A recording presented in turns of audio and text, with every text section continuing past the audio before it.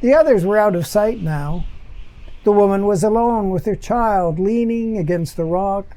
A few flakes of snow began to fall from the sky. The cold was penetrating into her, and soon she would have no warmth to provide her child with. She wanted to give her child to one of the other mothers in her troop. She whimpered as she realized she should have done this when she still had the chance. Her troop was gone. But then, as she whimpered, she heard a faint whimper that seemed to be a response to her whimpers. She whimpered again, but this time she lifted her head and made the sound a little louder. On the other side of the rock, she saw the soft gray ears of a wolf cub sticking its head out of a den that was hidden by a bush.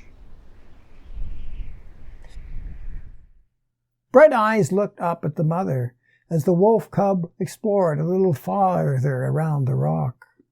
Ears perked straight up into the air as the cub sniffed in the mother's direction. The sight of this well-fed, adventurous infant brought comfort to the starving mother. Then another wolf cub showed its face, and as it did so, it touched the first one and startled it. Both cubs darted back into their dens. The mother then looked down at her own whelp. It hung in her arms. It was still breathing, but it was limp, weak, and cold. If she couldn't hand her baby to one of the mothers of her own troop, maybe she could pass her child to the mother of these energetic cubs so full of life.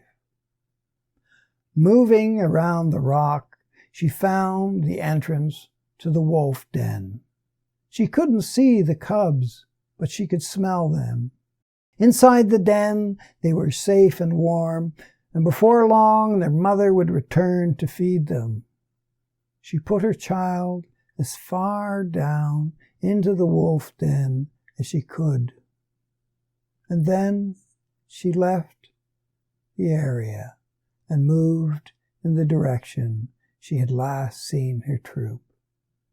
She disappeared into the distance.